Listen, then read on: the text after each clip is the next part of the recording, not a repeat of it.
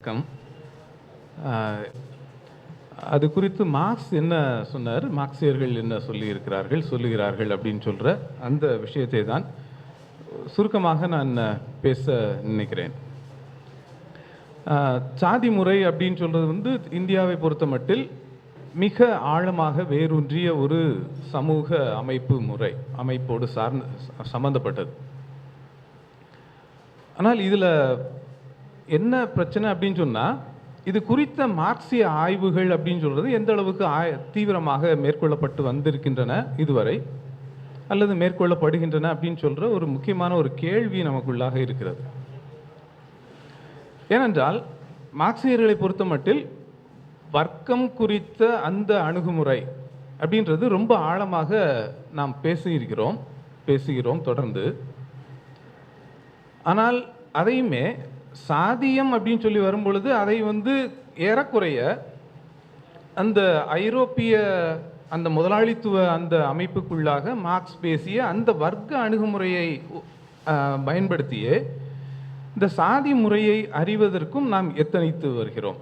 பெரும்பாலான எத்தனிப்புகள் சாதி குறித்த மார்க்சிய ஆய்வுகள் என்பவை பெரும்பாலும் இந்த வகையிலாகவே அமைந்திருக்கின்றன.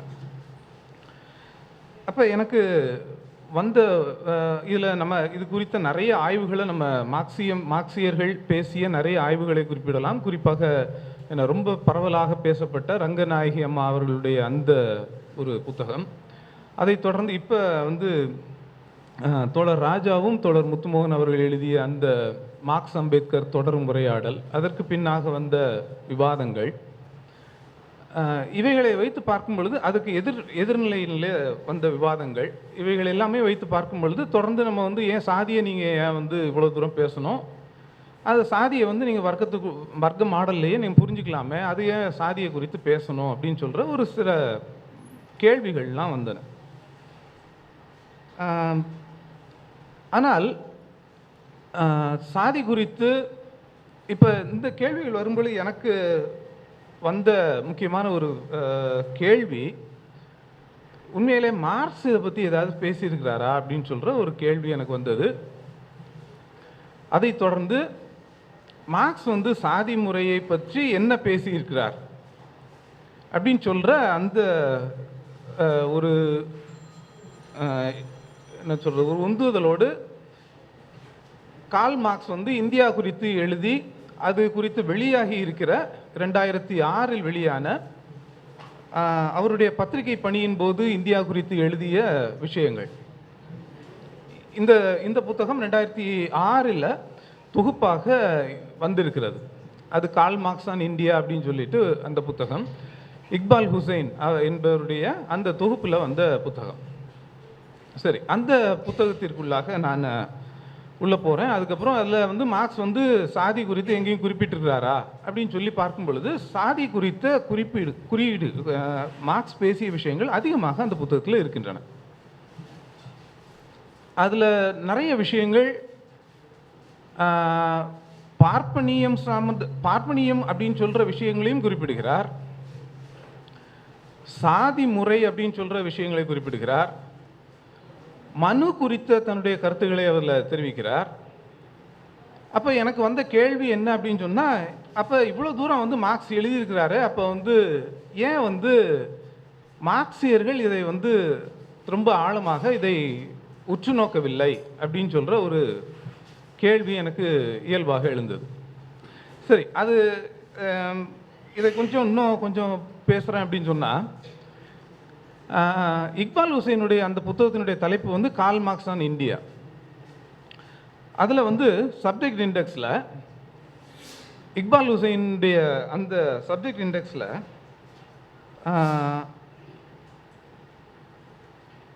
பிராமின் அப்படின்னு சொல்கிற அந்த சப்ஜெக்ட் இண்டெக்ஸில் அந்த வார்த்தையே அதில் இல்லை.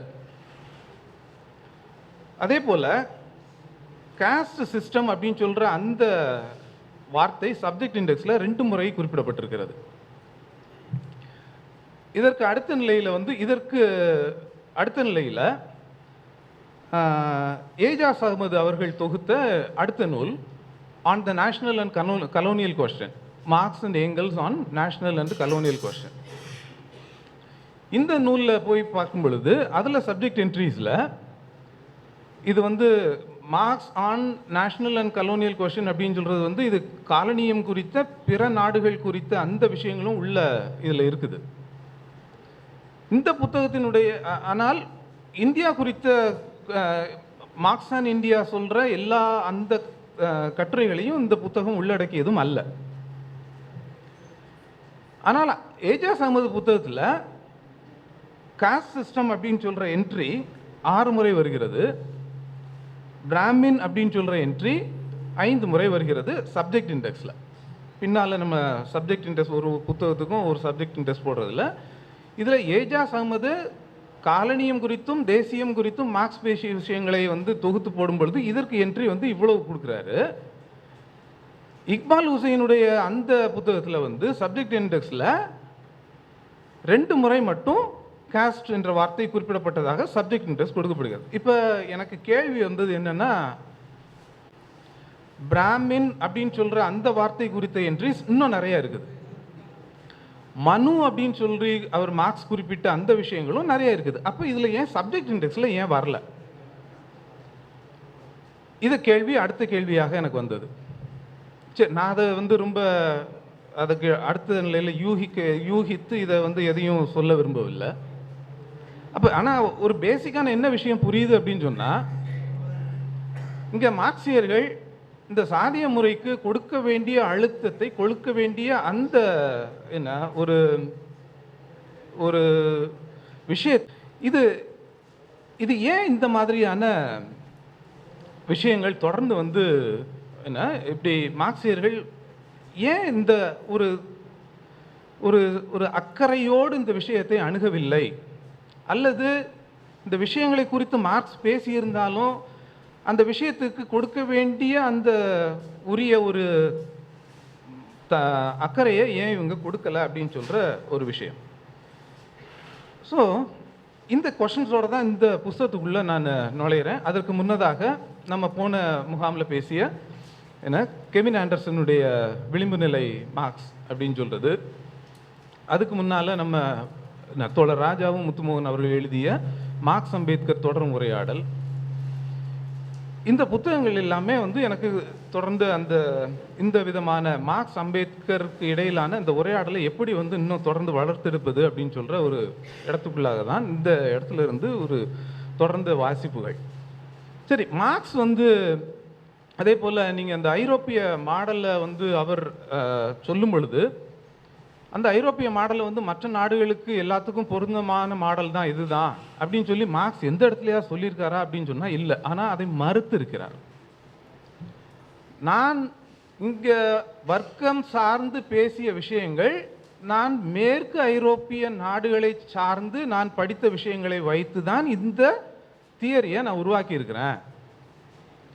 ஆனால் நீ வந்து இதை வந்து ஒரு ஹிஸ்டாரிக்கோ ஃபிலாசபிக்கல் தியரியாக எல்லா சமூகங்களுக்கும் வந்து இதை பொருத்தி பார்க்க முடியும் அப்படின்னு சொல்லிய ஒரு விஷயமாக நீங்கள் இதை கொண்டு போயிடாதீங்க. இப்படி கொண்டு அது வந்து மிக்லோவெஸ்கி அப்படின்னு என்பவருக்கு எழுதிய ஒரு கடிதத்தில் இது ரொம்ப தெளிவாகவே சொல்கிறார். என்னென்னா மிக்லோவெஸ்கி வந்து ரஷ்யாவில் சொல்கிறாரு, நீங்கள் மார்க்சியத்தை அப்ளை பண்ணி நம்ம ரஷ்யாத்தில் வந்து புரட்சியை கொண்டு வந்துடலாம் அப்படின்னு சொல்லி நினைக்கிறோம் அப்படின்னு சொல்லி அவர் மிக்லோவெஸ்கி எழுதும் பொழுது இதற்கு வந்து மார்க்ஸ் வந்து ஒரு மறுப்பு தெரிவிக்கிறார். மிக்லோவெஸ்கி, நீ வந்து you are honouring me and you are shaming me at the same time அப்படின்றார். நீ வந்து இந்த மேற்கத்திய மாடலை கொண்டு போய் மேற்கு ஐரோப்பிய மாடலில் நான் படித்து அதன் மூலமாக எப்படி மேற்கு ஐரோப்பிய சமூகம் வரலாற்று பொருள் முதல்வாத ரீதியில் வளர்ந்து இருக்கிறது அப்படின்னு சொல்லிய அந்த தியரியை கொண்டு போய் மற்ற நாடுகள் மேலே போய் பொதிக்காத அப்படின்னு சொல்கிறத ரொம்ப தெளிவாகவே அந்த இடத்துல சொல்கிறாரு. அதற்கு பின்பு மார்க்ஸுடைய இறப்புக்கு பின்பு ஏங்கல்ஸ் வந்து பத்திரிகையாளர்களுக்கு கொடுத்த அந்த விஷயத்துலையுமே திரும்ப அதையும் திரும்ப சொல்கிறார். என்ன அப்படின்னா, நீங்கள் வந்து நானும் மார்க்ஸும் வந்து எங்களுடைய விமர்சகர்களுக்கு பதில் கொடுக்கும்படியாக நாங்கள் அதிகமாக அரசியல் பொருளாதாரத்துக்கு முக்கியத்துவம் கொடுத்தோம். அது இன்றைய இளம் மார்க்சியர்கள் இந்த விஷயத்தை எடுத்துக்கொண்டு மார்க்ஸ் அரசியல் பொருளாதாரம் மட்டும்தான் பேசினாரு அப்படின்னு சொல்கிற மாதிரியான இடத்துக்கு கொண்டு போயிடுச்சு. ஆனால் இது நிறைய விஷயங்கள் எங்களால் பேச முடியவில்லை, ஏனென்றால் எங்களுக்கான போதிய கால அவகாசம் இல்லை இந்த விஷயங்களை குறித்து பேசுவதற்கு அப்படின்னு சொல்கிற விஷயத்தையும் ஏங்கல்ஸ் அந்த விஷயத்தில் குறிப்பிடுகிறார். அப்போ இது எல்லாத்தையும் வைத்து பார்க்கும் பொழுது மார்க்ஸ் வந்து மேற்கு ஐரோப்பிய சூழலில் அவர் உருவாக்கிய வரலாற்று பொருள் முதல்வாத அந்த கோட்பாட்டை இந்திய சமூகத்திற்கு பொருத்துவதை மார்க்ஸ் வந்து உண்மையாகவே ஏற்றுக்கொள்ளவில்லை.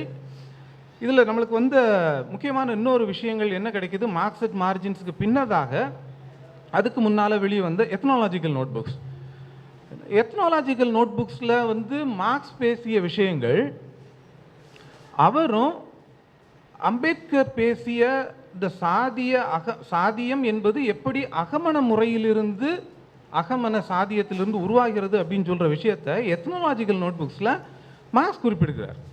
ஆனால் அம்பேத்கர் வந்து மார்க்ஸை படித்ததில்லை, மார்க்ஸ் வந்து அம்பேத்கருக்கு முன்னால் இருக்கார். ஆனால் ரெண்டு பேருடைய கன்க்ளூஷன்ஸ் ஒரே மாதிரி இருக்குது. ஆனால் இப்போ நம்மளுக்கு என்ன பார்க்குறோம் அப்படின்னு சொன்னால் மார்க்சியர்கள் வேறு அம்பேத்கரியர்கள் வேறு, ரெண்டும் வெவ்வேறு கோணங்களில் நம்ம வந்து ஏன்னா ரெண்டும் இணைந்து போகுது அப்படின்னு சொல்கிற இடத்துக்கே வந்து நம்ம முன்னேற முடியாமல் இருந்து கொண்டிருக்கிறோம். ஏன்னா இது குறித்த நிறைய விஷயங்கள் எப்படி வரலாற்றில் என்னென்ன ஊழல்கள்லாம் இதில் நடந்தது அப்படின்னு சொல்கிறதுக்கான சின்ன ஒரு விளக்கம் வேணும் அப்படின்னு சொன்னால் ஆனந்த் தெல்தும்டேயினுடைய இந்தியான் கம்யூனிசத்துக்கு அவர் எழுதிய அந்த முன்னுரையில் ரொம்ப கொஞ்சம் தெளிவான ஒரு 80 பக்க ஒரு வரலாறு எப்படி வந்து இந்த அன்ஹோலி ரிஃப்ட் அப்படின்னு சொல்கிறது எப்படி உருவாச்சு அப்படின்னு சொல்கிற ஒரு விஷயத்தை அவர் பேசுகிறார்.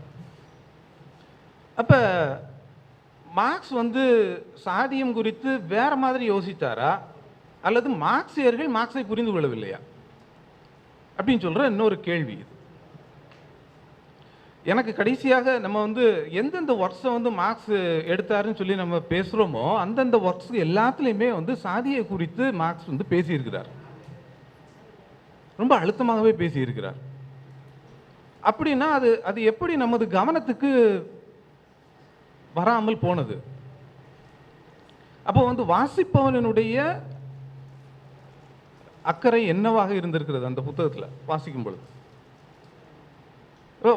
ஒரு இந்திய சமூகத்தில் ஒரு சாதிய சமூகத்துக்குள்ளே இருந்துக்கிட்டு சாதி எப்படி வந்து இந்த இடத்துல ஒர்க் ஆகுது அப்படின்னு சொல்கிறத இந்திய சமூகத்துக்குள்ளே ஒர்க் ஆகுன்றத மார்க்ஸ் என்ன சொல்லியிருக்காரு அப்படின்னு சொல்லி புரிஞ்சுக்கிறதுக்கு கூட நம்மளுக்கு வந்து ஏன் வந்து புரிய முடியலை அப்படின்னு சொல்கிற ஒரு கேள்வி. இன்னொரு ஒரு விஷயம் சொல்கிறேன். 1845 ஜெர்மன் ஐடியாலஜி எழுதும் பொழுது மார்க்ஸ் வந்து அந்த புத்தகத்தில் சாதியை குறித்து குறிப்பிடுகிறார். இதை குறித்து ஆனந்த் தெல்தும்டே பேசும்பொழுது என்ன சொல்லுவார் அப்படின்னா, இந்திய சாதி முறையை குறித்து அதன் கொடுமைகளை குறித்து முதலாக பேசியது ஃபூலேயோ அம்பேத்கரோ அல்ல, மார்க்ஸ் அப்படின்னு சொல்லி அவர் சொல்லுவார். ஆக இந்த சாதிய கொடுமைகள் குறித்து ஒரு இடதுசாரி தளத்தில் நின்று கொண்டு முதல் முறையாக பேசியது மார்க்ஸ் அப்படின்னு சொல்றது நம்மளுக்கு தெரியும். ஏன்னா 1840களிலேயே இந்த மார்க்ஸ் வந்து சாதிய முறை குறித்து ஆழமான சில விஷயங்களை அவர் பேச ஆரம்பித்திருக்கிறார் அப்படின்னு சொல்றது. 1846 அன்னன்கோ என்பவருக்கு எழுதிய அந்த கடிதத்தில் மார்க்ஸ் வந்து ஒரு விஷயத்தை பதிவு செய்கிறார். என்ன அப்படின்னு சொன்னா, காஸ்ட் சிஸ்டம் அப்படின்னு சொல்றத நம்ம வந்து ஒரு டிவிஷன் ஆஃப் லேபர் அப்படின்னு சொல்லி நம்ம புரிஞ்சுக்க முடியுமா அப்படின்னு சொல்ற ஒரு கேள்வியும் எழுப்புகிறார். 1846 அது அப்போ வந்து அவருக்கு 28 வயது. அப்போ அந்த டைம்லேயே ஒரு கேள்வி எழுப்புகிறார். இதை வந்து காஸ்ட் சிஸ்டத்தை நம்ம வந்து ஒரு வேலை பங்கீடு அப்படின்றத மட்டும் புரிஞ்சுக்க முடியுமா அப்படின்னு சொல்கிற ஒரு கேள்வி எழுப்பிட்டு அது ஜெர்மன் ஐடியாலஜியில் அதுக்கான பதிலையும் அதில் கொடுக்குறாரு. எப்படி அப்படின்னு சொன்னால், ஹிஸ்டாரிக்கல் ஒரு அனாலிசிஸுக்கும் ஐடியலிஸ்ட் அனாலிசிஸுக்கும் உள்ள டிஃப்ரென்ஸ் என்ன அப்படின்னு சொல்லிட்டு ஒரு இடத்துல பேசுகிறாரு. அந்த இடத்துல பேசும்பொழுது எப்படி வந்து ஹிஸ்டாரிக்கலான விஷயங்கள் எப்படி வந்து மடைமாற்றப்பட்டு ஒரு ஐடியலிஸ்டான விஷயங்களாக வந்து ஸ்காலர்ஸ் வந்து எப்படி வந்து அதை உருவாக்குகிறார்கள் அப்படின்னு சொல்கிற ஒரு இடத்த பேசுகிறார். அந்த இடத்துல பேசும்பொழுது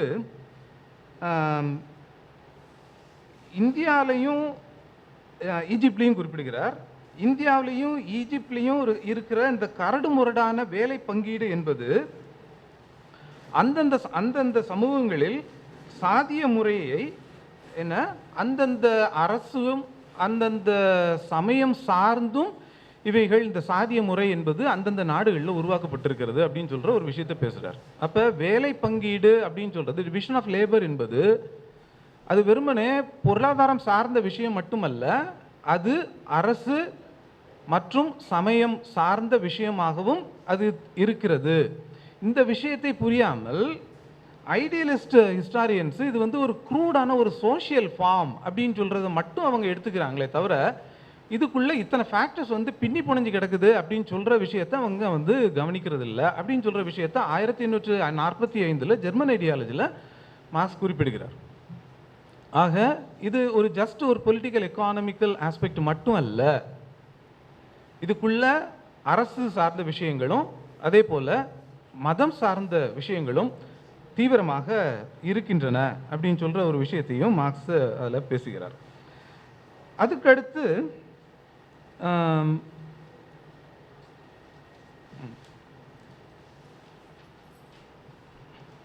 நம்மளுக்கு முக்கியமான இன்னொரு பிரச்சனை என்னன்னா, மார்க்ஸ் வந்து சாதியத்தை குறித்து பேசிய விஷயங்களுக்கு நம்ம ஏன் வந்து இவ்வளவு முக்கியத்துவம் கொடுக்கல அப்படின்னு சொல்றதுக்கான இன்னொரு ஐரோப்பிய மையவாதம் சார்ந்த இன்னொரு காரணமும் ஒன்று இருக்கிறதாக கெவின் பி ஆண்டர்சன் அந்த மார்க்ஸ் அட் த மார்ஜின்ஸ் என்ற விஷயத்தில் என்ற புத்தகத்தில் குறிப்பிடுவார். என்ன அப்படின்னு சொன்னால், மார்க்ஸுடைய ஜேர்னலிஸ்டிக் ரைட்டிங்ஸை பற்றி நம்ம வந்து அதிகமாக அக்கறை கொடுக்கவே இல்லை, அதிகமான கவனம் கொடுக்கவே இல்லை அப்படின்றது. ஏனென்றால் அதற்கான 2 காரணங்களை கெவின் பி ஆண்டர்சன் அவருடைய அந்த புத்தகத்தில் மார்க்ஸ் அட் மார்ஜின்ஸில் குறிப்பிடுவார். அது என்ன அப்படின்னா, ஒன்று, மார்க்ஸ் வந்து அவருடைய நண்பருக்கு எழுதிய ஒரு கடிதத்தில் ஜேர்னலிஸ்ட் பணி என்பது எவ்வளவு கடினமான பணியாக இருக்கிறது, நான் இதில் 1 மாதம் எனக்கு வந்து கொஞ்சம் இடையில டைம் கிடச்சிது அப்படின்னு சொன்னால் நான் வந்து வேறு இந்த எக்கனாமிக்கல் ஆஸ்பெக்ட்ஸை கொஞ்சம் இன்னும் ஆய்வு செய்வதற்கான இடமாக இருக்கும் அப்படின்னு சொல்கிறத பேசிட்டு அதில் வந்து ஜேர்னலிஸ்டிக் ஒர்க்கு வந்து ஒரு டயர்சமான ஒர்க்காக இருக்குது அப்படின்னு சொல்கிற இடத்த குறிப்பிடுகிறார். இந்த இதை வச்சுட்டு அவர் வந்து ஜேர்னலிஸ்ட் ஒர்க்கை வந்து அது வந்து 2வது விஷயமாக தான் அவர் கை கொண்டார் அப்படின்னு சொல்கிற மாதிரியான ஒரு இன்டர்பிரிட்டேஷனை இந்த ஈரோசென்ட்ரிக் அந்த ஒரு ஈரோசென்ட்ரிசம் கொண்ட அந்த மனிதர்கள் இந்த மார்க்ஸ் உடைய ஒர்க்குகளை தொகுக்கும் பொழுது அதற்கான முக்கியத்துவத்தை கொடுக்காமல் மார்க்ஸ் தொகுதிகளிலேயே இந்த புத்தகங்கள்லாம் வராமல் பின்னால் வந்து இவைகள் தொகுக்கப்பட்டன அப்படின்னு சொல்கிற விஷயம் ஒன்று. 2வது, மார்க்ஸுடைய தொகுதிகள், மார்க்ஸுடைய எழுத்துக்கள் எல்லாம் தொகுக்கப்பட்ட பொழுது இது வந்து ஆங்கிலம் பேசாத பிற இந்த கான்டினென்டல் யூரோப் அவர் அந்த ஸ்காலர்ஸ் தான் இந்த தொகுப்புகளில் ஈடுபடும் பொழுது மார்க்ஸ் வந்து ஜெர்மனில் எழுதிய அந்த விஷயங்கள் தான் மிக முக்கியமானவை, ஜெர்மனை தவிர்த்து ஆங்கிலத்தில் எழுதிய விஷயங்கள் வந்து ரொம்ப முக்கியத்துவம் அற்றவை அப்படின்னு சொல்கிற இன்னொரு என்ன சொல்கிறது அவர்களுக்குள்ள அசம்ஷனுக்குள்ளாக வந்து இந்த மார்க்ஸ் தொகுதிகளிலேயே பெரும்பாலும் ஜெர்மனியில் மார்க்ஸில் எழுதிய அந்த நூல்கள் மட்டும் தொகுப்பாக வெளிவருகின்றன. இதில் நடந்த விஷயம் என்னன்னா, மார்க்ஸ் எழுதிய அந்த குறிப்புகள் அந்தந்த புத்தகத்தில், ஃபார் எக்ஸாம்பிள் நம்மளுக்கு நல்ல தெரிஞ்ச விஷயம்தான் இந்த எல்ஹெச் மார்கனுடைய ஆரிஜின் ஆஃப் ஃபேமிலி அந்த புத்தகத்தை படிக்கும் பொழுது மார்க்ஸ் வந்து எந்த அளவுக்கு அவர் வந்து நோட்ஸ் எடுத்தார், சைடில் புத்தகத்தினுடைய சைட்லேயே நோட்ஸ் வந்து எப்படி எடுத்தார், அதை வந்து பின்னால் வந்து ஏங்கல்ஸ் வந்து எப்படி வந்து அதை தொகுத்து அதுக்கப்புறம் புஸ்தகமாக அதை வெளிக்கொண்டு வருகிறார் 1893 அப்படின்னு சொல்கிறது. இப்படி நிறைய நோட் புக்ஸ் நிறைய கிடக்குது. மார்க்ஸ் வந்து இந்தியாவை குறித்த புத்தகங்கள் அதிகமாக வாசித்திருக்கிறார் 1850 காலகட்டங்களில். அதை வந்து இர்ஃபான் ஹபீப் வந்து என்னென்ன புஸ்தகங்களை வாசித்தார் அப்படின்னு சொல்கிறதையும் அதில் குறிப்பிடுகிறார். அது குறிப்பிட்டு விட்டு அதுக்கப்புறம் திரும்ப இன்னும் பேசுவார். மார்க்ஸ் வந்து வில்லியம் ஜோன்ஸ் டிரான்ஸ்லேட் பண்ண மனு த லாஸ் ஆஃப் த ஜென்டூஸ் அப்படின்னு சொல்லி அந்த புத்தகத்தையும் அவர் வாசித்திருக்க வாய்ப்பு இருக்கிறது. ஏனென்றால் மார்க்ஸ் மனுவை பற்றியும் தன்னுடைய அந்த ஜேர்னலிஸ்டிக் ரைட்டிங்ஸில் குறிப்பிடுகிறார் அப்படின்னு சொல்கிறதையும் குறிப்பிடுகிறார் இர்ஃபான் ஹபீப். இந்த இக்பால் ஹுசைனுக்கு புத்தகத்துக்கு எழுதிய முன்னுரையில் இர்ஃபான் ஹபீப் அதையும் குறிப்பிடுகிறார். சரி, அப்போ இந்தியா மீது மார்க்ஸ் வந்து வேற எதுவும் நோட்ஸ் எதுவும் எடுத்திருக்கிறாரா அப்படின்னு சொன்னால் கிட்டத்தட்ட 50 ரொம்ப நெருக்கி குறுகலாக ரொம்ப சின்ன எழுத்துக்களில் எழுதப்பட்ட நோட் புக்ஸை வந்து மார்க்ஸ் இந்தியாவை பற்றி மட்டும் உள்ள நோட் புக்ஸை 50 பேஜஸ்க்கு இருக்குது அப்படின்றாங்க. இதை எக்ஸ்பேண்ட் பண்ணும் பொழுது, இது புக் ஃபார்மாக வரும் பொழுது கிட்டத்தட்ட 100லேருந்து 200 பக்கங்களுக்கு இந்த நோட் புக் மட்டும் வந்து வரும் அப்படின்றாங்க. இது வந்து இன்னும் பதிப்பிலேயே வராதது, ஜேர்னலிஸ்டிக் ரைட்டிங்ஸை தவிர்த்த பதிப்பிலேயே வராது. இது போக 1970களில் வந்த எத்னாலஜிக்கல் நோட் புக்ஸில் அதுலேயுமே மார்க்ஸ் வந்து நிறைய விஷயங்கள், இந்தியா குறித்த விஷயங்கள், நிறைய விஷயங்களை அது பேசியிருக்கிறார். சாதி முறை குறித்த விஷயங்கள் அதுலேயும் வந்திருக்கின்றன. இவைகள் எல்லாமே எப்படி வந்து ஸ்காலர்ஸுடைய கண்களுக்கு வெளியே போனது அப்படின்னு சொல்கிறது தான் ஒரு முக்கியமான கேள்வியாகவே இருக்கிறது. ஏன் வந்து இந்த இதுக்கான ஒரு முக்கியத்துவத்தை அவங்க கொடுக்கல அப்படின்னு சொல்கிறது. சரி, அப்போ இந்த சூழ்நிலையில் தான் மார்க்ஸில் வந்து அதுக்கப்புறம் 1840களிலிருந்து இந்த இந்தியா பற்றிய குறிப்புகள் எல்லாமே நம்மளுக்கு கிடைக்க வருகிறது. அதில் ஒரு ஒரு குற்றச்சாட்டு ஒன்று உண்டு. என்னென்னா, அவர் வந்து ஹெகல் வந்து இந்தியா குறித்து பேசிய ஹெகல் வந்து ஒரு ஜெர்மானிய அந்த சுப்ரீமசி அப்படின்ற பொசிஷன்லேருந்து இந்தியாவை அவர் வந்து ஒரு ஏளனமாக விமர்சிக்கிற இடங்கள்லாம் உண்டு. அது குறித்த புத்தகங்களே வந்திருக்கிறது. ஹெகல் ஆன் இந்தியா அப்படின்னு சொல்கிற ஒரு புத்தகம், ஒரு ஆக்ஸ்ஃபோர்டு யூனிவர்சிட்டி பப்ளிகேஷன்ஸில். ஏன்னா அதில் வந்து ஒரு ரேசிஸ்ட் ஒரு லுக்கு ஒன்று இருக்கும். அதில் ஒரு ஓரியன்டலிஸ்ட் அண்ட் ரேசிஸ்ட் ஒரு ஒரு ஒரு நுண் இலை அதில் ஓடும். அதை வந்து மார்க்ஸ் வந்து ஹெகல் வந்து இந்தியா குறித்து சொன்ன விஷயங்களையும் படித்திருக்கிறார். அதனால் ஹெகலியன் இன்ஃப்ளூயன்ஸ் வந்து மார்க்ஸ்கிட்ட இருந்தது. அதனால தான் வந்து மார்க்ஸ் வந்து ஒரு சில 1853 குறிப்பாக எழுதும் பொழுது அந்த ஹெகலிய வார்த்தைகளையே அவர் ஏறக்குறைய அவர் வந்து அதில் அவருடைய அந்த ஜேர்னலிஸ்டிக் ரைட்டிங்ஸில் அவர் குறிப்பிடுகிறார். இதை வைத்து வந்து இவர் ஹெகலின் இன்ஃப்ளூயன்ஸ் இருந்தது அப்படின்னு சொல்லிட்டு ஒரு குற்றச்சாட்டு உண்டு. ஆனால் 1857 வந்து சிப்பாய் கழகத்துக்கு வரும்பொழுது சிப்பாய் கழகம் குறித்து அதிகமாக மார்க்ஸ் எழுதுகிறார். அது வந்து நியூயார்க் ட்ரிபியூனில், அது டெய்லி ட்ரிபியூனில் அது கட்டுரைகளாக வெளியே வருகின்றன. அந்த கட்டுரையில் வந்து எழுதும் பொழுது அதில் வந்து ஏங்கல்ஸுக்கு ஒரு கடிதம், அந்த கட்டுரையின் எழுதுகின்ற பொழுது அந்த இடைவெளியில் அது ஒரு ஏங்கல்ஸுக்கு எழுதிய கடிதத்தில் என்ன சொல்கிறாருன்னா, இந்தியா ஹேஸ் பிகம் அவர் ஆலி, இந்தியர்கள் நமக்கு நண்பர்களாக மாறி இருக்கிறார்கள் அப்படின்னு சொல்கிற இடத்த 1857 எழுதிய அந்த கடிதத்திலையும் குறிப்பிடுகிறார். ஆக அவர் வந்து ஒரு ரெவல்யூஷனுக்கான ஒரு தளத்தை வந்து சிப்பாய் கழகம் என்பது உருவாக்கி இருக்கிறது. அதனால வந்து இந்தியர்களும் நமக்கு நண்பர்களாக மாறி இருக்கிறார்கள் அப்படின்னு சொல்றது.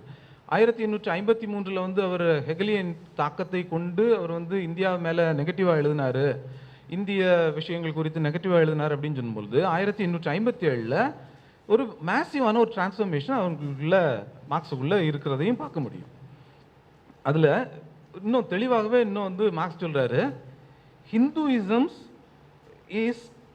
has deep-seated anti-humanism. இது வந்து மார்க்ஸ் வந்து சொல்கிற விஷயம். Hinduism has deep-seated anti-humanism. இது அப்சல்யூட்லி அம்பேத்கர் பேசின அனிலேஷன் ஆஃப் காஸ்டில் பேசின அதே விஷயங்கள். அதுவும் இன்னும் சொல்லுவார், இன்னும் வந்து அம்பேத்கர் அதில் ஆன்டி சோஷியல் அப்படின்ற ஒரு வார்த்தையும் உபயோகிப்பார். இது ரெண்டு பேரும் ஒன்றா வர்றாங்களா அல்லது வேற விலகி போகிறாங்களா அப்படின்னு சொல்கிறத நம்மளே புரிஞ்சுக்கலாம். இது வந்து ஹிந்துயிசம்ஸ் டீப் சீட்டட் ஆன்டி ஹியூமனிசம் அப்படின்னு சொல்கிற ஒரு விஷயத்தை மார்க்ஸ் வந்து அந்த இடத்துலையே வந்து குறிப்பிடுகிறார். இது வந்து ஹெகலின் தாக்கத்தில் வந்த விஷயம் இல்லை, 1857களுக்கு பிறதாக எழுதப்பட்ட அந்த விஷயங்களில் வந்த விஷயங்கள். ஆக இந்த மாதிரியான விஷயங்களை வந்து மார்க்ஸ் வந்து இது ஆன்டி ஹியூமன் எப்படி அப்படின்னு சொன்னால், இதுக்குள்ளே இருக்கிற இந்த படிநிலை முறை, சமூக அமைப்பு முறை என்பதனால தான் இந்த deep seated anti human tendency வந்து ஹிந்துயிஸ்டுக்குள்ளே இருக்குது அப்படின்னு சொல்கிற விஷயத்தையும் மார்க்ஸ் வந்து அங்கே சொல்லுகிறார். அதே போல்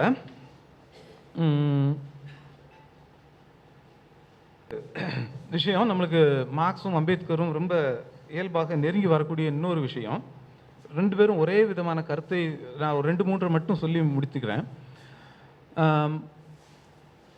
அம்பேத்கர் வந்து அனிலேஷன் ஆஃப் காஸ்டில் பேசும் பொழுது, caste system is not just a division of labour, it's division of labourers அப்படின்னு சொல்கிற ஒரு விஷயத்தை பேசுவார். இந்த விஷயத்தை மார்க்ஸ் அதையுமே அப்படியே குறிப்பிடுகிறார் ஜெர்மன் ஐடியாலஜிலேயே. 1845களில். அம்பேத்கர் நம்மளுக்கு நல்லா தெரியும். அம்பேத்கர் இந்த விஷயங்கள்லாம் வந்து ஜெர்மன் ஐடியாலஜிலாம் வந்து மொழிபெயர்த்து இங்கிலீஷ்க்கு அந்த டைம் வரல. என்ன இந்த இடங்களிலேயே வந்து இந்த விஷயங்களை ரெண்டு பேருமே ஒன்றுபட்டு போவதை பார்க்க முடியும். மார்க்ஸ் வேற மாதிரி பேசுகிறார். அதை எப்படின்னா, ஒரு சமூகத்துக்குள்ள ஒரு ஒரு சமூகத்துக்குள்ள வந்து நான் உற்பத்தி செய்து அந்த சமூகத்துக்காகவே மட்டும் நான் உற்பத்தி செய்கிறேன் அப்படின்னு சொன்னால், இந்த இடத்துல வந்து ஒரு அந்த அந்த அந்த குறிப்பிட்ட அந்த பணியை செய்கிற அந்த மனிதன் அந்த குறிப்பிட்ட சாதியை சேர்ந்தவனாக அறியப்பட மாட்டான். அதற்கு மேலாக அவன் வந்து ஒரு அந்த சமூக மனிதனாக மட்டும் அறியப்படுகிறான். ஆனால் ஒரு சமூகத்துக்குள்ள உற்பத்தி செய்யப்படுகிற விஷயங்கள் உபரியாகும் பொழுது, அந்த உபரி இதனை அடுத்த சமூகத்திற்கு செல்லும் பொழுது, அங்கு வந்து விற்பனையாகப்படும் பொழுது, அங்கே வந்து இந்த பொருட்கள் நுகரும் பொழுது, அந்த சமூகம் இந்த மனிதனை இது உற்பத்தி செய்பவனாக மட்டுமே அறிகிறது. அதனால அவன் இதை மட்டுமே சார்ந்தவன், இந்த தொழில் செய்வதால் இதுவாக மட்டுமே அவன் அறியப்படுகிறான். இதுதான் இதன் மூலமாக சாதி என்பது அவன் தொழில் சார்ந்த விஷயமாக மட்டுமல்ல, அவனுடைய லைஃப் லாங் டெஸ்டினியாக மாற்றப்படுகிறது அப்படின்னு சொல்ற விஷயத்த மார்க்ஸ் வந்து இந்த இது கேபிட்டல் வால்யூம் 1ல் அதில் குறிப்பிடுகிறார். என்ன 1867. இது அம்பேத்கர் சொன்னதும் மார்க்ஸ் சொன்னது வேற வேறன்னு எடுத்துக்கலாமா, ஒன்றா எடுத்துக்கலாமா அப்படின்னு சொல்கிறத முடிவு பண்ணிக்கலாம். சரிங்களா? ஆக it's not just division of labour, it is division of labourers. இது எப்படி வந்து மார்க்சியருடைய கண்ணுகளுக்கு படாமல் போனது அப்படின்னு சொல்கிறது தான் எனக்குடைய ஆதங்கம். சரிங்களா? கேபிட்டல் வால்யூம் 1ல் நிறைய பேர் வந்து கேபிட்டல் வால்யூம் 1, கேபிட்டல் வால்யூம் 3 வால்யூம்லையும் ரொம்ப தெளிவாக நம்ம படித்திருக்கிறோம், நிறைய பேர் படிச்சிருப்போம். ஆனால் இந்த விஷயங்கள்லாம் எப்படி வந்து நம்மளுடைய அந்த கவனத்துக்கு மேலே போனது அப்படின்னு சொல்கிறது தான் என்னுடைய வருத்தமும் ஆதங்கமும். சரி, இது வந்து ஸோ எ பார்ஷியல் டாஸ்க். ஏன்னா இந்த ஒரு உபரி உற்பத்தி செய்து அந்த உபரி வந்து இந்த சமூகத்துக்கு வெளியே போகும் பொழுது, how a partial task becomes the life long destiny of a man அப்படின்னு சொல்கிற அந்த வார்த்தையே வந்து மார்க்ஸ் வந்து குறிப்பிடுகிறார். அதுக்கப்புறம் இந்த திரும்ப அதே கேபிட்டல் வால்யூம் 1ல் தான் எப்படி வந்து அரசும் மதமும் அரசியல் பொருளாதாரத்தை இந்தியாவிலும் ஈஜிப்டிலும் அதே போல் எட்ரூஸ்கன் தியோக்ரட்ஸுக்குள்ளேயும் எப்படி வந்து இந்த அரசும் மதமும் எவ்வாறு அரசியல் பொருளாதாரத்தை தீர்மானிக்கிற கருவிகளாக மாறியிருக்கின்றன அப்படின்னு சொல்கிற ஒரு விஷயத்தையும் மார்க்ஸ் வந்து கேபிட்டல் வால்யூம் 1ல் குறிப்பிடுகிறார். அது என்ன அப்படின்னு சொன்னால், அக்ரிகல்ச்சுரல் லேபரர்ஸை தவிர்த்து பிற வேலை செய்கிறவங்கள இந்த அவர்களுடைய வேலையை உறிஞ்சுவதன் மூலமாக இந்த பெரிய பெரிய மாட மாளிகைகளும் கோபுரங்களும் ஏஷியாட்டிக் மொனார்கியின் மூலம் ஏஷியாட்டிக் மொனார்க்ஸும் அதே போல் ஈஜிப்டியன் கிங்ஸும் எட்ரூஸ்கன் தியோக்ரட்ஸும் இதை பண்ணியிருக்கிறாங்க அப்படின்னு சொல்கிற ஒரு விஷயத்தை சொல்கிறார். ஆக அக்ரிகல்ச்சரல் லேபர் இல்லாத பிற லேபரர்ஸுடைய அந்த உழைப்பு என்பது பெரிய பெரிய மாட மாளிகைகளை கட்டுவதற்காக உபயோகப்படுத்தப்பட்டிருக்கிறது. ஏஷியாட்டிக் மொனார்க்கிக்குள்ளேயும் ஈஜிப்டியன் கிங்ஸுக்குள்ளேயும் இது உபயோகிக்கப்பட்டிருக்கிறது. அதை வந்து எப்படி வந்து இவங்க வந்து இந்த வேலை உறிஞ்சுதலை, வேலை சுரண்டலை எப்படி வந்து இவர்கள் வந்து நியாயப்படுத்தினார்கள்? இப்படி மாட மாளிகைகள், பெரிய ஒரு கோபுரங்கள் இவைகளை கட்டுவதற்கு எப்படி வந்து இந்த வேலை சுரண்டலை வந்து அவர்கள் வந்து நியாயப்படுத்தினார்கள் என்பதற்கு ஒருபுறம் அரசனுடைய அதிகாரம், மறுபுறம் அது வந்து மதம் சார்ந்த அதிகாரமாகவும் மதத்தினுடைய கட்டளைகளாகவும் விதிகளாகவும் இவைகள் மாற்றப்பட்டதனால் மக்களும் அவைகளை செய்வதற்காக இந்த பெரிய அவர்களுடைய வேலைகளை விட்டு வேலை சுரண்டலுக்காக அதை ஒப்புக்கொண்டார்கள் அப்படின்னு சொல்கிற விஷயத்தையும் அவங்க மார்க்ஸ் வந்து கேபிட்டல் வால்யூம் 1ல் குறிப்பிடுகிறார். ஆக இந்த வேலை உழைப்பு என்பது சாதாரணமாக ஒரு பொலிட்டிக்கல் எக்கானமிக்குள்ளே மட்டும் நடக்கிறது இல்லை அப்படின்றது நம்ம பெரும்பாலும் இந்த பேஸ் சூப்பர் ஸ்ட்ரக்சர் அப்படின்ட்டு ஒரு இருமையை பேசி சூப்பர் ஸ்ட்ரக்சர் வந்து பேஸை மட்டும்தான் வச்சது, சூப்பர் ஸ்ட்ரக்சர் வந்து பேஸை வந்து அஃபெக்ட் பண்ணுறது இல்லை அப்படின்னு சொல்கிற ஒரு விஷயத்தையே நம்ம வந்து ரொம்ப நாளாக பேசிகிட்டு இருக்கிறோம். ஏன்னா அதுக்குள்ளே இடையிலே ஒரு டயலக்டிக்ஸ் கிடையாது. ஏன்னா இதை பேஸ் பண்ணி மட்டும்தான் அது வந்து சூப்பர் ஸ்ட்ரக்சர் வரும் அப்படின்னு சொல்கிறது. ஆனால் இந்த சூப்பர் ஸ்ட்ரக்சர் என்பது எப்படி வந்து திரும்ப பேஸ் அஃபெக்ட் பண்ணுதுன்னு சொல்கிற விஷயம் கேபிட்டல் வால்யூம் 1ல் மார்க்ஸ் வந்து அதை பேசுகிறார். அது வந்து அதிலும் குறிப்பாக மதம் என்பது எப்படி இந்த பொருளாதார அரசியல் பொருளாதார காரணிகளை என்ன தீர்மானிக்கிற விஷயமாக ஏஷியாட்டிக் சொசைட்டிஸ்குள்ளேயும் ஈஜிப்தியன் மொனார்க்ஸ்குள்ளேயும் இப்படி கிடக்கிறது அப்படின்னு சொல்கிற ஒரு விஷயத்தை அங்கே குறிப்பிடுகிறார். அதே போல் இன்னொரு விஷயம் காஸ்ட் இன் இந்தியாவில் அம்பேத்கர் குறிப்பிடுகிறார். 1916 வந்து காஸ்ட் இன் இந்தியா என்ன அந்த கொலம்பியா பல்கலைக்கழகத்தில் அம்பேத்கர் படித்த அந்த கட்டுரை. இந்த கட்டுரையில் என்ன சொல்லுவார் அப்படின்னு சொன்னால், நம்மளுக்கு இந்திய சமூகத்தில் அவர் வந்து இந்த சகோத்ரா சப்பிண்டா அப்படின்னு சொல்கிறது என்ன அப்படின்னு சொன்னால், ஒரு கோத்திரத்துக்குள்ளே வந்து நம்ம ஒரு கிளான் அப்படின்னு சொல்கிறதுக்குள்ள மேரேஜ் பண்ணக்கூடாது, இந்த கிளானை வெளியே தான் வந்து திருமணம் அமைய வேண்டும் அப்படின்னு சொல்கிற ஒரு அப்போ வந்து புறவய மணமுறை அப்படின்றது இருந்திருக்கிறது. ஆனால் இது இங்கே வந்து முதலாக இந்த புறமண முறையை கோத்ரா சார்ந்த இந்த புறவய மணமுறையை வந்து அழித்துவிட்டு முதலாக இங்கு இறுகிய சாதியாக உருவானது ஒரு கதவடைக்கப்பட்ட சமூகம் ஏற்படுத்தியது இங்கு பிராமணர்கள். ஏன்னா அவர்கள் வந்து அதன் மூலமாக சாதிய அகமண முறையை இவர்கள் கொண்டு வந்தார்கள் அப்படின்னு சொல்கிற ஒரு விஷயத்தை அம்பேத்கர் வந்து காஸ்ட் இன் இந்தியாவில் 1916 கட்டுரையில் அவர் குறிப்பிடுவார். சரி, இதே ஒரு விஷயத்தை மார்க்ஸினுடைய எத்னாலஜிக்கல் நோட் புக்ஸில் இதே விஷயத்தை மார்க்ஸ் வந்து பேசுகிறாரு. அதில் வந்து இந்தியாலையும் ரோம்லையும் ரெண்டையும் கம்பேர் பண்ணி எப்படி வந்து ஜென்ஸ் அப்படின்னு சொல்கிறது GENTES, இந்த ஜென்ஸ் அப்படின்ற இடத்துல இருந்து காஸ்ட் எப்படி உருவாகிறது அப்படின்னு சொல்கிற விஷயத்த மார்க்ஸ் வந்து அவருடைய எத்னாலஜிக்கல் நோட் புக்ஸில் பதிவு பண்ணுகிறார். அது ஜென்ஸ் அப்படின்னு சொல்கிறது வந்து புறவய அகமண முறை. Gens is equal to the clan based. ஒரு கிளான் வந்து அந்த கிளானுக்குள்ளேயே வந்து இது பண்ணக்கூடாது. ஏன்னா அந்த ஜென்ஸுக்கு ஒரு காமன் ஃபாதர் உண்டு. அந்த காமன் ஃபாதர் இருக்கிறதுனால அவர்கள் எல்லாமே வந்து சிஸ்டர்ஸ் அண்ட் பிரதர்ஸ். அதனால் அது அவர்களுக்குள்ளாக மேரேஜ் பண்ணிக்கக்கூடாது, அதுக்கு வெளியே தான் மேரேஜ் பண்ணணும் அப்படின்னு சொல்கிற அந்த முறை அந்த முறை தான் முதல்ல வந்து புறவய மனமுறை தான் இருந்திருக்கிறது. பின்னால் என்ன ஆயிருக்கு அப்படின்னு சொன்னால், இந்த ஜென்ஸுக்குள்ளேயே ஏன்னா இந்த எக்கனாமிக்கல் கேட்டகரிஸ் ஒன்று உருவாகிருக்கிறது அப்படின்றது. என்ன அப்படின்னு சொன்னால், இந்த ஜென்ஸுக்குள்ள மேல் வட்டத்தில் இருக்கிறவன் அடுத்த ஜென்ஸுக்கு மேரேஜ் பண்ணும் பொழுது மேல் மட்டத்தில் அதே போல் அந்த வர்க்கத்தினுடைய மேல் மட்டத்துக்குள்ளே இருக்கவனை மட்டும் இங்கே வந்து மேரேஜ் பண்ணிக்கிறான். அப்போ கீழ்மட்டத்தில் இருக்கிறவனை வந்து இங்கே இருக்கிற மேல் மட்டத்தில் இருக்கிறவன் கீழ்மட்டத்தில் இருக்கிறவனை வந்து இருவர்களுக்கும் இடையில் வந்து திருமணம் நடக்கிறது இல்லை அப்படின்னு சொல்கிறதில்ல. கடைசியில் என்ன ஆயிருக்கு அப்படின்னு சொன்னால், இந்த ஒவ்வொரு ஜென்ஸுக்குள்ளேயும் இருந்த இந்த குறிப்பிட்ட இந்த அடுக்குமுறை வர்க்க ஒரு ரீதியான அடுக்குமுறை பின்னால் ஒரு அகமண முறைக்கு ஒரு சாதியமாக அதுக்குள்ள ஒரு ஜென்ஸுக்குள்ளேயே ஒரு சாதிய அமைப்பும் ஒன்று உருவாகிருக்கிறது அப்படின்னு சொல்கிற விஷயத்த இந்த விஷயங்கள் ரோம்லேயே நடந்திருக்கிறது, இந்தியாவிலேயும் நடந்திருக்கிறது அப்படின்னு சொல்கிற விஷயத்த எத்னாலஜிக்கல் நோட் புக்ஸில் மார்க்ஸ் இதை பதிவு செய்கிறார். இதே விஷயத்தை தான் அம்பேத்கருடைய 1916 கட்டுரையும் புறவய மனமுறையின் மீது எப்படி அகவய மனமுறை என்பது மேற்பொதிக்கப்பட்டது என்ற விஷயம்தான் அம்பேத்கரும் இதை பேசுகிறார். அம்பேத்கர் வந்து அந்த இடத்துல மார்க்ஸ் எத்னாலஜிக்கல் நோட் புக்ஸ் வந்து 1970களில் தான் 75ல் தான் முதல் முறையாக பதிப்பிக்கப்பட்டு வெளியே வருகிறது, டிரான்ஸ்லேட் பண்ணப்பட்டு வெளியே வருகிறது. இந்த விஷயத்தை அம்பேத்கர் ஒன்றும் படித்ததும் இல்லை. ஆனால் அதற்கு முன்னதாகவே இருவரும் ஒரே இடத்தை வந்து அடைகிறார்கள் அப்படின்னு சொல்கிற விஷயம்.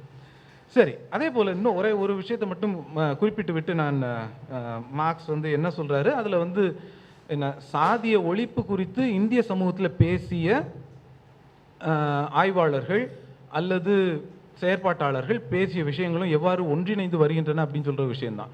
இன்னொன்று வந்து ஃபூலேயுடைய குலாம்கிரி அல்லது ஸ்லேவரி அப்படின்னு சொல்கிற அந்த புத்தகம், அதை வாசித்தோம்னா ஒரு விஷயம், 9வது சாப்டர்ஸ்க்கு மேலே உள்ள சாப்டர்ஸ் எல்லாமே எப்படின்னா கலோனியல் பீரியடில் எப்படி வந்து இங்கே இந்த மம்லுத் தாஸ் அப்படின்னு சொல்கிறவங்க ஏன்னா எப்படி வந்து ஒரு பிராமின் காஸ்டில் இருந்துட்டு இங்கே உள்ள சாதாரண மக்களை ஒரு காலனிய அதிகாரிகளாக இருந்து எப்படி ஒடுக்கினார்கள் அப்படின்னு சொல்கிற விஷயங்கள் தான் ஸ்லேவரியில் 9வது சாப்டருக்கு மேலே உள்ள விஷயங்கள். 9 to 16 சாப்டர்ஸ் நீங்கள் வாசிக்கிறோம் அப்படின்னு சொன்னால் எந்தெந்த இடங்களில் வந்து இந்த பிராமணர்கள் அந்த காலனியத்துக்கு காலனியவாதிகளினுடைய அதிகாரிகளாக இருந்து கொண்டு இங்கு ஒடுக்கப்பட்ட மக்களை எவ்வாறு வந்து சுரண்டினார்கள் அப்படின்னு சொல்கிற விஷயங்கள் தான் அதில் குறிப்பிடப்படுகிறது. இதே போன்ற சிமிலரான ஒரு வேர்டிங்ஸ் இல்லை, அது குறித்த நிறைய விஷயங்களை 1850களில் மார்க்ஸ் வந்து ஜேர்னலிஸ்ட் அந்த ரைட்டிங்ஸுக்குள்ளே இந்த விஷயங்களை எல்லாம் பதிவு பண்ணுகிறார். என்ன அப்படின்னு சொன்னால், இந்திய சமூகத்துக்குள்ள ஒடுக்கப்பட்ட மக்கள் எவ்வாறு இங்கே இந்த மேற்சாதிகளாக சொல்லப்படுகிற இந்த மக்களால் மீண்டும் இங்கு காலனியத்தின் கைப்பாவைகளாக இருந்து கொண்டு இவர்கள் எப்படி ஒடுக்குகிறார்கள் அப்படின்னு சொல்கிற விஷயத்தை 1850 ஜேர்னலிஸ்டிக் ரைட்டிங்ஸ்லேயும் இதை வந்து பதிவு பண்ணுறார். ஆக பூலேயினுடைய கருத்துகள் காலனியத்தில் வந்து இங்கே என்ன நடந்துச்சு காலனிய சூழலில் அப்படின்னு சொல்கிற விஷயங்கள் எல்லாமே மார்க்ஸ் வந்து 1857 இதை அறிந்தவராக அதை குறித்த அந்த பதிவுகளை எல்லாம் அவருடைய விஷயங்களை நம்ம பார்க்க முடியும் அப்படின்னு சொல்கிறது தான். ஆக இந்த உரையாடல் மார்க்ஸ் அம்பேத்கர் என்பதற்கான இந்த உரையாடல் தளம் என்பது தொடர்ந்து விரிவுபட்டு வருகிறது. தொடர்ந்து நம்ம அதிகமாக வாசிக்கும் பொழுது ஏறக்குறைய இந்த சாதி ஒழிப்பு சார்ந்த கோட்பாட்டாளர்கள் செயற்பாட்டாளர்கள் இந்தியாவில் பேசிய விஷயங்களும் மார்க்ஸ் ஐரோப்பாவில் இருந்து கொண்டு இந்தியாவை குறித்து படித்து புரிந்த விஷயங்களும் எழுதிய விஷயங்களும் அவரது ஆய்வுகளும் ஏறக்குறைய ஒரே நிலைக்கு வந்து அடைகின்றன அப்படின்னு சொல்கிற விஷயத்தை தான் பார்க்க முடிகிறது. தொடர்ந்து நம்ம பேசுவோம். நன்றி தொடர்.